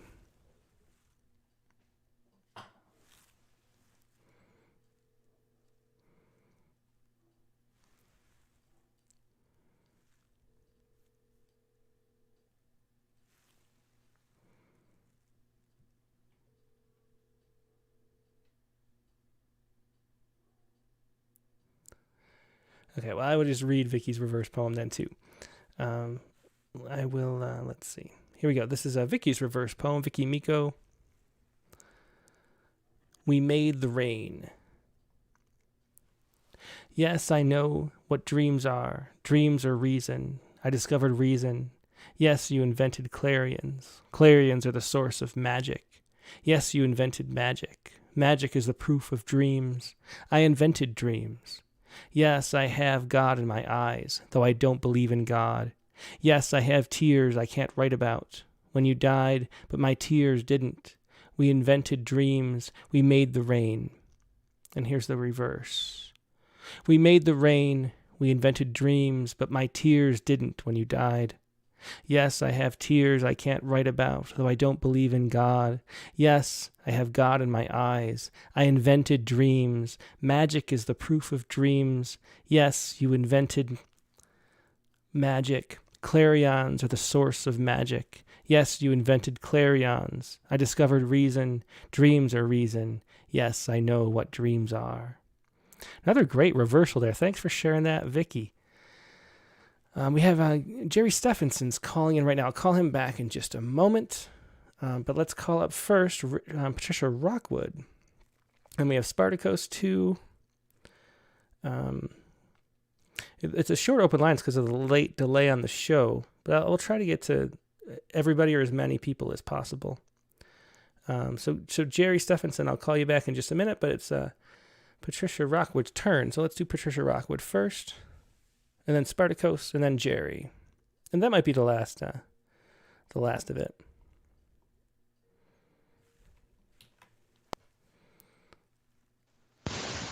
Good evening, Patricia. How are you doing tonight? Hey, Tim. I'm doing well. Yeah, so what do you have to share? I have a poem it's a reverse poem, but it's also a kind of a Poets Respond poem. Oh, okay. Because there was this great story about a little bird, a tanager, who got blown off course as she was trying to migrate down to South America. Mm-hmm. And she got she was going down the Pacific, and she got blown off course, and she ended up landing on this ship off the coast of Costa Rica. And for 5 days, she kind of made friends with the crew. Oh, wow. There, it was a really cute story. It was reported in Audubon magazine, and so she was eating blueberries and roosting in somebody's hair, Mm-hmm. and it was just really cute. There were some cute pictures in the magazine. Oh, that's And nice. so I was trying to write this longer poem about that because it was such a cute story, and it just wasn't working out. And then this palindrome, this prompt came up, and so I wrote kind of a shorter poem, reverse poem about it. Mm-hmm. And also I was thinking about this this kind of vague, more metaphysical idea about the spaces between worlds, the world of animals and the world of humans, and how it's just so rarely do we get the chance to cross over, Mm-hmm. Yeah. And so I've been trying to write about that too. So here's my mercifully short reverse poem. It's called Palindrome for a Tanager. The curtain lifted between wind and water, and a small tanager found an oasis, a research vessel, a speck in the Pacific, itself a boundary between air and deep sea, so thrilling the life below and above the ship. And then the reverse, so thrilling the life below and above the ship, itself a boundary between air and deep sea, a research vessel, a speck in the Pacific, and a small tanager found an oasis, the curtain lifted between wind and water. Oh, that was beautiful. I love that story and the poem. Thanks so much for sharing both. Yeah, you're welcome. Have a good night. You too. course, that was Patricia Rockwood with Palindrome for a Teenager. Let's call up, we'll do Spartacus, and then we will do, who was it? Jerry Stephenson, I'll call back. But right now, let's call up Spartacus and Ignostrus. Let's see.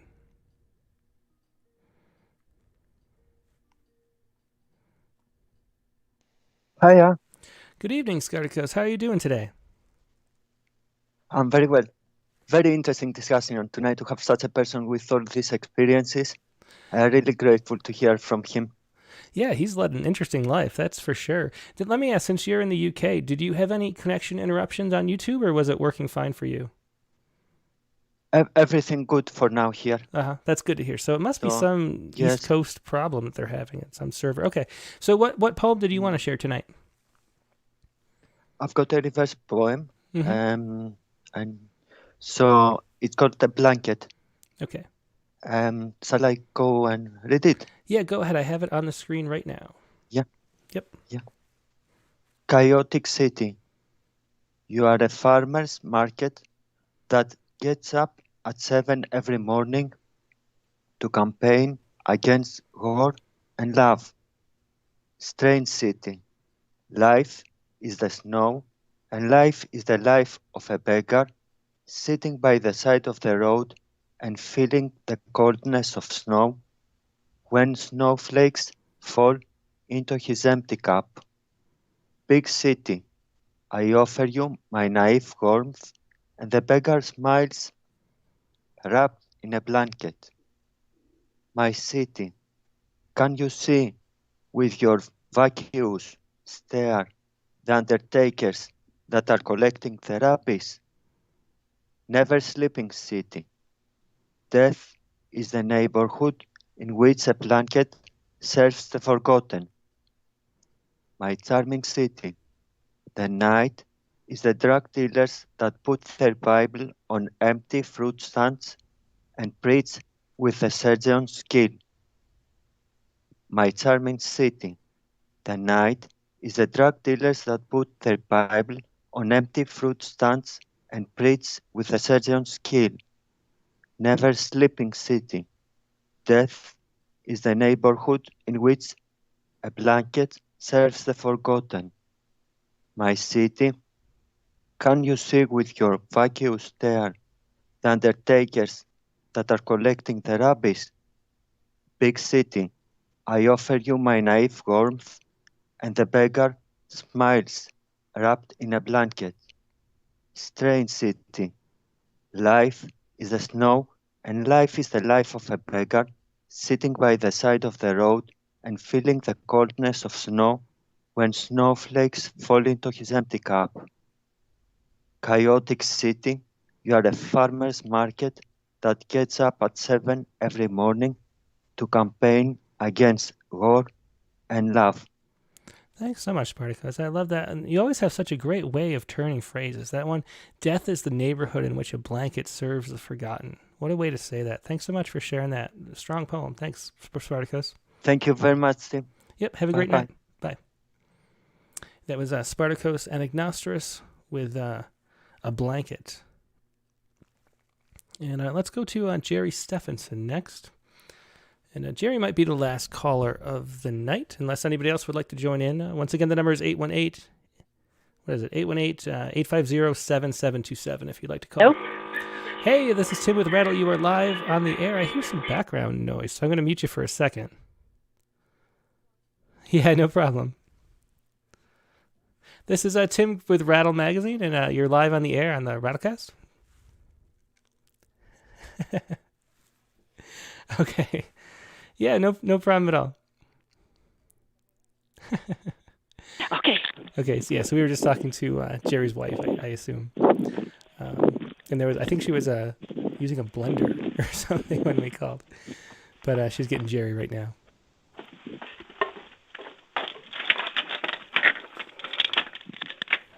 Rattle Magazine is live on the air.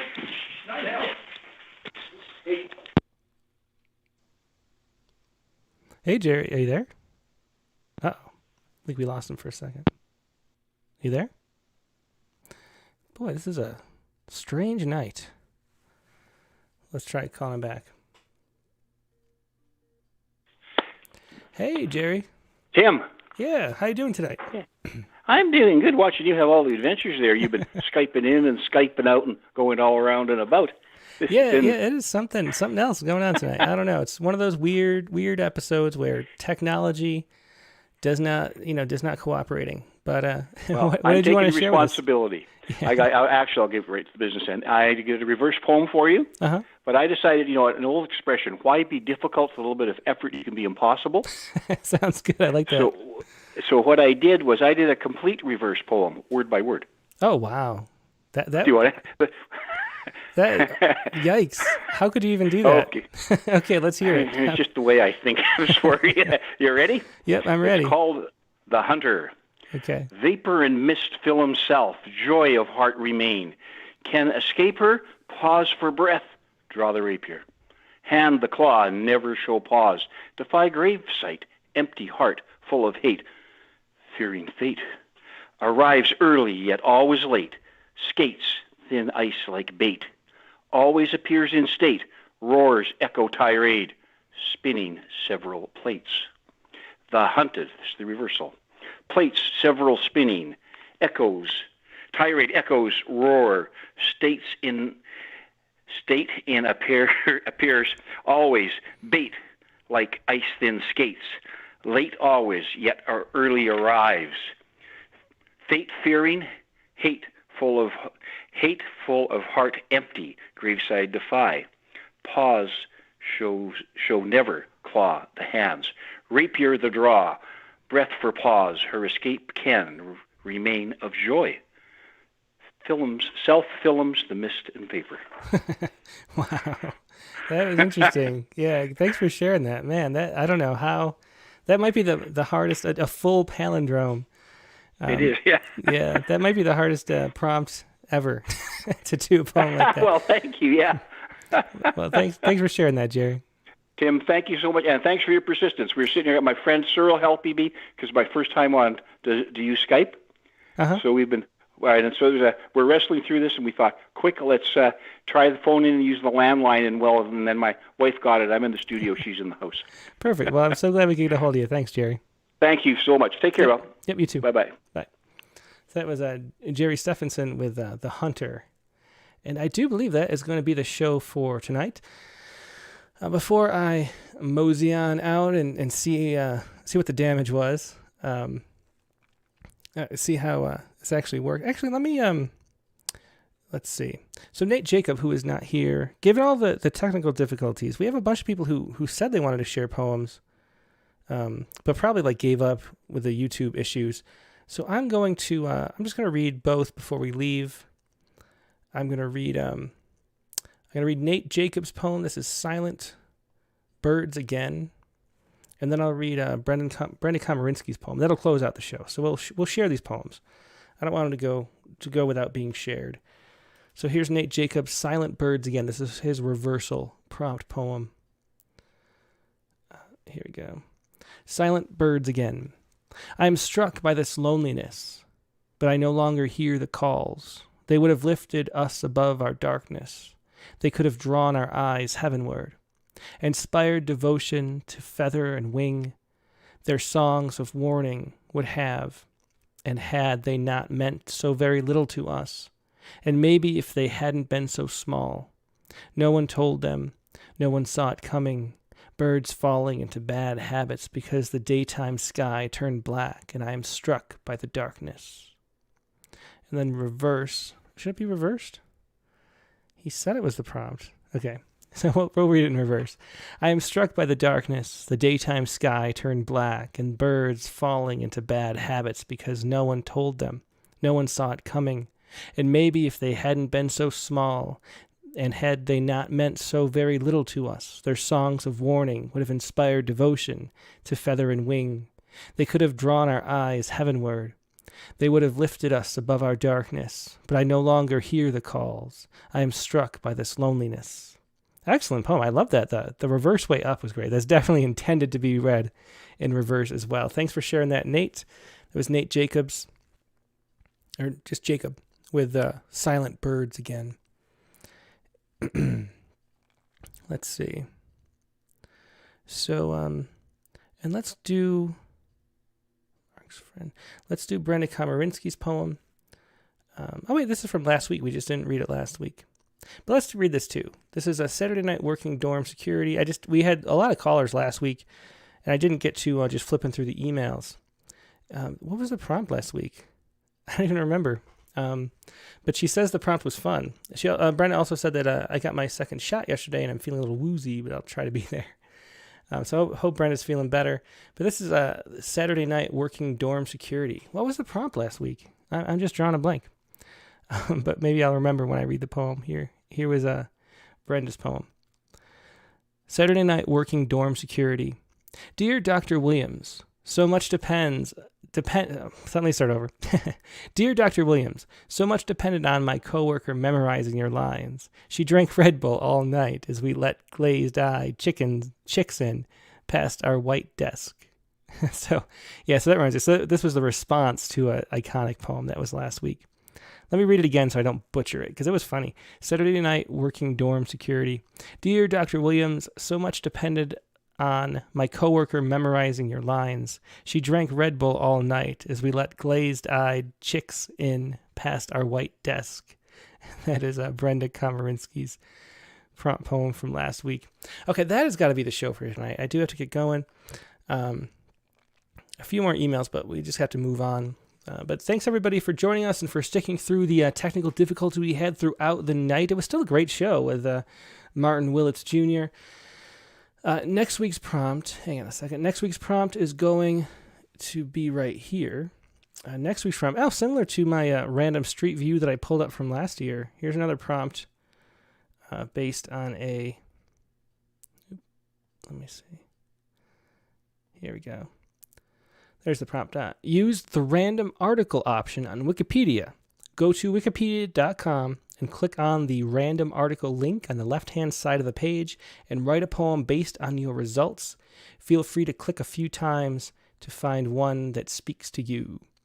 And that is the prompt for next week. So use the random button and use that to inspire a poem. The random button on Wikipedia. And that is your challenge for next week. And next week's guest, as I mentioned before, is going to be Karen McCadden. And Karen McCadden is author of several books of poetry, most recently American Wake. Just a wonderful poet. We've published her in, I think, 3 issues of Rattle and twice in Poets Respond.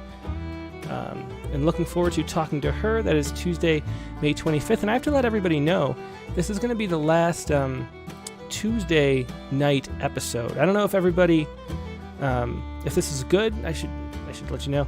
I don't know if this is a good change or not for everybody. We're going to move to Sundays. So right now, Poet Respond Live is Sunday morning, and then this is Tuesday night. Starting May 30th, we're going to switch to Sunday nights for both. Combine them into one show, and then that way you sort of get more synergy going between the two shows and get the great news poems that we publish on Poet Respond Live into the iTunes whatever podcast, because I think that'll be a really nice thing to do, because I love the open line. So anyway, but that is not coming up yet. Next week's guest is still Tuesday, the last Tuesday, at least for the summer, that we'll be doing Tuesday night shows. It's May 25th, 9 p.m. Eastern Time. Then we'll have a show on Sunday, May 30th. So that is this Tuesdays with Karen McCadden, Rattlecast number 94. Hope to see you then. Hope you have a great rest of your week, and I'll talk to you soon. Good night.